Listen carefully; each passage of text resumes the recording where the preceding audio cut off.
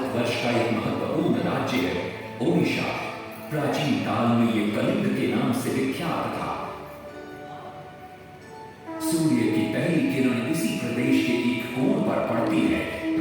इसी स्थान पर कभी संसार का सबसे भव्य और विशाल सूर्य मंदिर बनवाया गया था। तुम कलिंग की पहचानो, हे कोणार्क, इतिहास का स्वाभिमान हो, हे कोणार्क। कलाकृति के मुख्य द्वार मुझ में, कला शास्त्र के दिव्य जलित पत्थर में, विश्व गुरु भारत के गौरव, आज दया के पात्र हो क्यों। कोणार्क,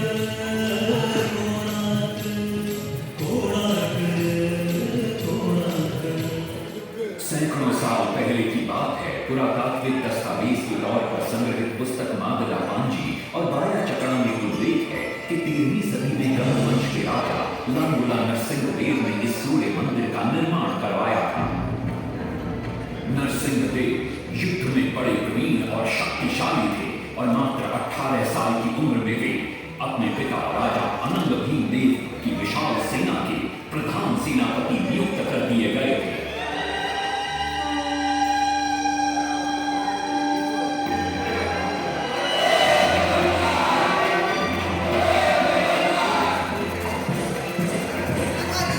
सेनापति बनने के बाद नरसिंहदेव ने अपने कुशल नेतृत्व से दक्षिण के कई आक्रमणकारी राजाओं को युद्ध में हराया।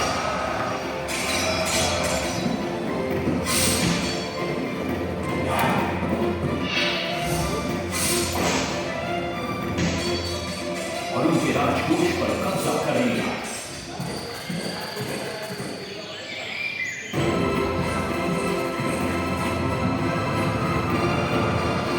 तत्पश्चात उन्होंने विजय पूजा, जिसे आज हम वारंगल के नाम से जानते हैं,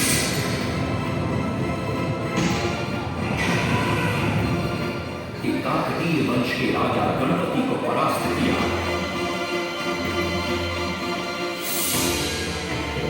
और उनके राजकोष पर भी कब्जा कर लिया। 3 वर्षों तक निरंतर युद्ध के पश्चात जब वे बहुत सारी धन संपदा लेकर कलिंग लौटे तो राजमहल में उनका भव्य स्वागत हुआ।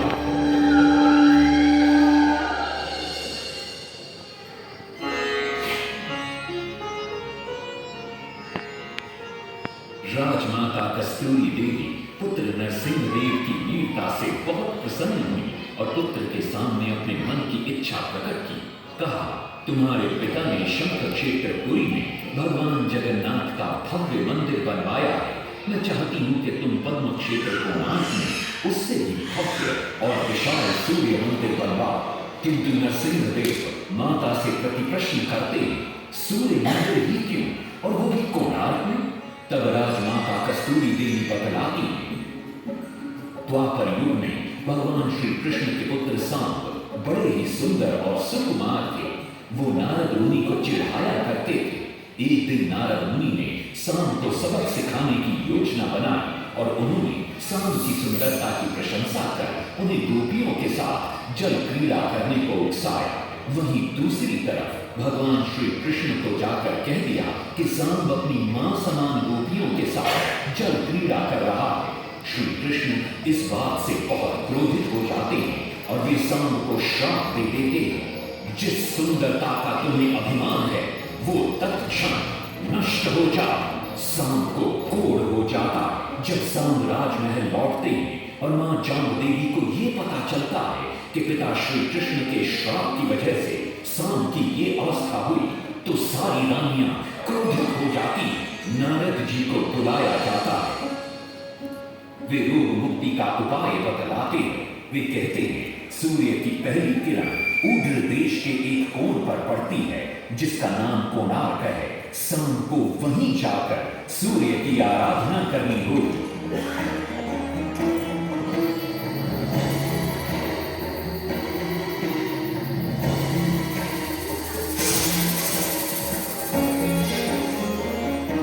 बहुत ही लंबी और कठिन यात्रा के पश्चात सांब अपने सैनिकों और सेवकों के साथ कोणार्क की चंद्रभागा नदी के तट पर पहुंचते हैं और नित्य प्रातः स्नान के बाद सूर्य की आराधना आरंभ करते हैं।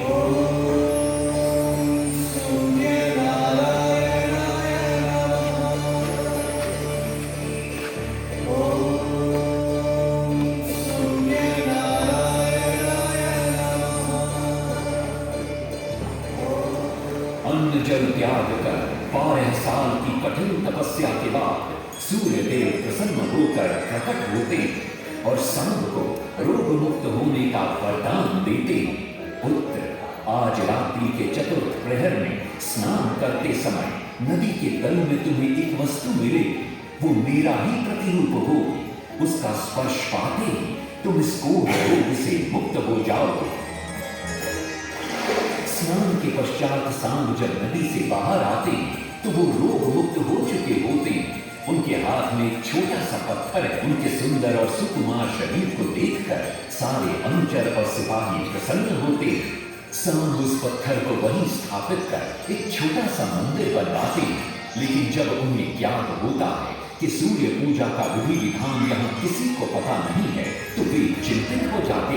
वे ध्यान में बैठते। सूर्य देव पुनः प्रकट होते और सांब के पूछने पर बतलाते कि दूर पश्चिम में साक्य देश के मागा ब्राह्मण पूजा की विधि विधान जानते। सांब साक्य देश की ओर निकल पड़ते जो आज का ईरान है। महीनों की लंबी यात्रा के बाद सांब 18 मागा ब्राह्मण परिवारों को साथ लेकर कोणार्क लौटते हैं और सूर्य मंदिर में पूजा शुरू हो जाती है। राजमाता कस्तूरी देवी नरसिंह देव को बतलाती है कि विवाह के कई वर्षों बाद तक जब हम निसंतान थे, मैंने भी उस सूर्य मंदिर में पूजा अर्चना की और तुम पुत्र रूप में मुझे प्राप्त हुए। माता की बात सुनकर नरसिंह देव मां को कोणार्क में संसार का सबसे भव्य और विशाल मंदिर बनाने का वचन देते। सदाशिव सामंतराय महापात्र जो शिवई सांतरा के नाम से लोकप्रिय थे, वे अपने सहयोगी बीसू महाराणा के साथ मंदिर का प्रतिरूप बनाते और नरसिंह देव के समक्ष प्रस्तुत करते। नरसिंह देव मंदिर का प्रतिरूप देखकर अभिभूत हो जाते और शीघ्र मंदिर निर्माण कार्य आरंभ करने का आदेश देते। दूर से बड़े-बड़े पत्थर लाए गए, जितने पत्थर डाले गए सारे डूब गए। पानी को ताला उसमें डाल गए, नहीं पता ताला सारे डूब गए। सिर्फ सांतरा हुए परेशान, किस विधि मंदिर बने। सिर्फ सांतरा हुए परेशान, किस विधि मंदिर बने। एक दिन वे चिंतामग्न कोणार्क लौट रहे थे, तभी उन्हें प्यास महसूस हुई। उन्हें पास ही में एक कुटिया दिखाई पड़ती है जहाँ एक बूढ़ी औरत से उनकी भेंट होती है। शिवई सांतरा पानी मांगते हैं। बूढ़ी औरत पानी के साथ गरम गरम भोजन भी लेकर आती है। वे थाली के बीच में हाथ डालते हैं जिससे उनका हाथ जल जाता है। तब वो बूढ़ी औरत मुस्कुराकर कहती है, तुम तो शिवई सांतरा की तरह बीच से भोजन उठाकर खा रहे हो। ये सुनकर शिवई सांतरा को अपनी भूल का एहसास होता है। माता रामचंद्र ने उपाय सुझाया, समझे शिवई सांतरा।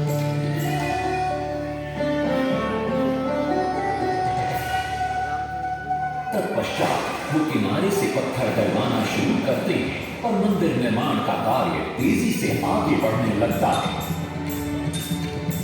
1200 शिल्पियों ने 12 वर्ष मंदिर बनाया।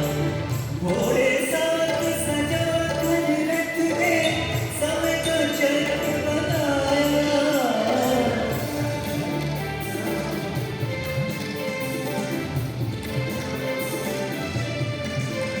दूसरी तरफ कलिंग के उत्तर के राज्यों के नवाबों के बार बार राज्य पर आक्रमण हो रहे थे। इन आक्रमणों से क्रोधित होकर नरसिंहदेव अपनी विशाल सेना को लेकर युद्ध के लिए निकल पड़े।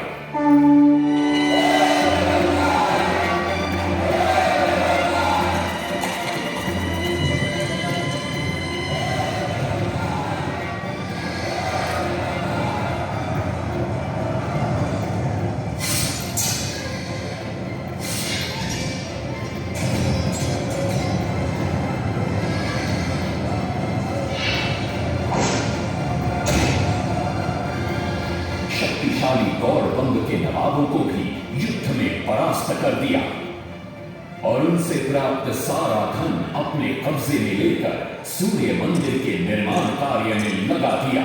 1200 कारीगरों के अथक प्रयास से 12 साल बाद विशाल और भव्य सूर्य मंदिर बनकर तैयार हुआ। उस समय के लोगों में वास्तुशास्त्र, ज्योतिष शास्त्र और खगोल शास्त्र का जो ज्ञान था, उसे देखकर आज के बड़े बड़े वैज्ञानिक भी आश्चर्यचकित रह जाते हैं। कई प्रयासों के बाद भी मंदिर के गुंबद पर कलश स्थापित नहीं हो पा रहा था।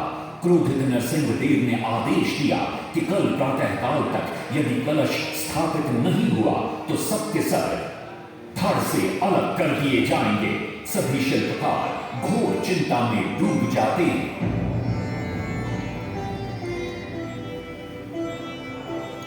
दूसरी तरफ मुख्य शिल्पकार बीसू महाराणा का 12 साल का बेटा धर्मपद सूर्य मंदिर के प्रतिरूप पर कलश बिठाकर प्रसन्न होता है और मां के सामने अपने पिता से मिलने की इच्छा व्यक्त करता है। मां अपने बागीचे के बेर पोटली में बांध कर देती है और कहती है, अपने कुत्ते बलिया को साथ लेकर कोणार्क जाओ। बलिया अपने मालिक को पहचान लेता है और बीसू महाराणा से निपट जाता है। धर्मपद अपने पिता को प्रणाम करता है और अपना परिचय देता है। सबको चिंता में देखकर वो अपने पिता से इसका कारण पूछता है। कारण जानकर धर्मपद कहता है, अगर आप आज्ञा दें तो मैं मंदिर के गुंबद पर कलश स्थापित कर सकता हूं। शिवे सांतरा धर्मपद को अनुमति दे देते हैं। धर्मपद गुंबद पर चढ़ जाता है और कुछ ही समय के प्रयत्न के पश्चात वो कलश को स्थापित करने में सफल हो जाता है। गुंबद पर कलश स्थापित होते नीचे गर्भगृह में चारों दिशाओं में लगे चुंबकों के आकर्षण से सूर्य महाप्रभु की मूर्ति शून्य में स्थापित हो जाती है। सब धर्मपद को कंधे पर बिठाकर खुशी से नृत्य करने लगते हैं। तभी कुछ कारीगर इसका विरोध करते हुए कहते हैं, अगर सुबह राजा को ये पता लग गया कि इस बच्चे ने कलश को स्थापित किया है तो किसी का बचना संभव नहीं है, इसलिए धर्मपद को मरना होगा। इस बात से शिवे सांतरा बड़े क्रोधित हो जाते हैं। भीषण वाद विवाद छिड़ जाता है। ये सब देखकर धर्मपद गहरी चिंता में पड़ जाता है और वो सोचता है कि यदि मेरे जीवित रहने से इन सब का सर काट दिया जाएगा तो इससे अच्छा है कि मैं आत्म बलिदान कर दूं ताकि सबके प्राण बच जाएं। और उसी पल धर्मपद नवनिर्मित सूर्य मंदिर के शिखर पर चढ़ जाता है।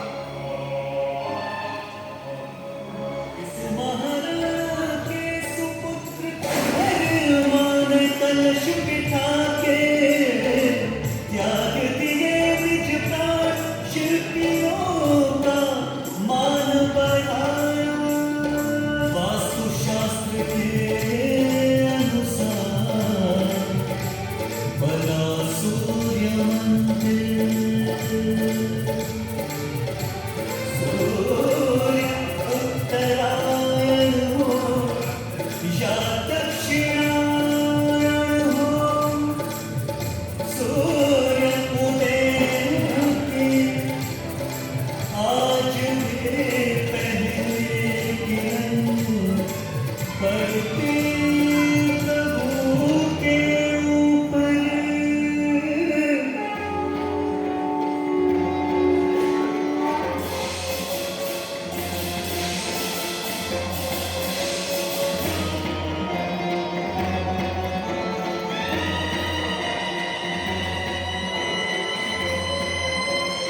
तभी वहां नरसिंहदेव भी आ पहुंचते हैं।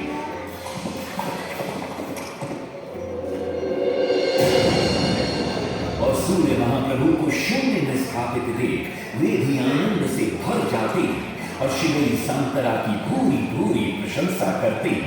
वो ये भी घोषणा करते कि माघ शुक्ल पक्ष की सप्तमी को मंदिर की प्राण प्रतिष्ठा की जाएगी। लेकिन शिवई सांतरा कहते, राजन, तिथि तो अच्छी है, लेकिन मंदिर की प्राण प्रतिष्ठा के लिए ये शुभ नहीं है। किंतु राजा अपनी बात पर अड़ जाते। शिवई सांतरा को दुख होता है और कोई वाद विवाद किए बिना वे हमेशा के लिए वहां से चले जाते।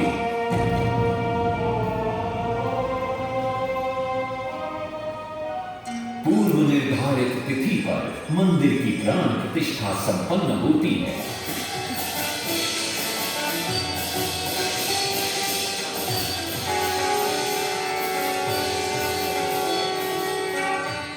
लेकिन कुछ दिनों बाद अमंगल होना शुरू हो जाता है।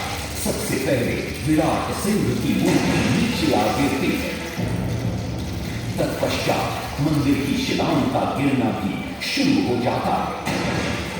नरसिंहदेव को अब समझ में आता है कि शिवई सांतरा का कहना सही था, लेकिन देर हो चुकी थी। बहुत साल बाद मंदिर के आसपास जंगल उगाए और ये मंदिर घने जंगलों के बीच छुप गया। जब अंग्रेजों ने जंगल के बीच इस मंदिर को देखा तो उन्होंने इसका पुनरुद्धार किया। आज आप उसी विशाल मंदिर के भग्नावशेष देख रहे हैं। ये है इस प्रसिद्ध मंदिर की कथा। अब इस कथा में कितनी सत्यता है और कितनी कल्पना है, ये तो किसी को नहीं मालूम, लेकिन ओडिशा की जनश्रुतियों में यही कथा विद्यमान है।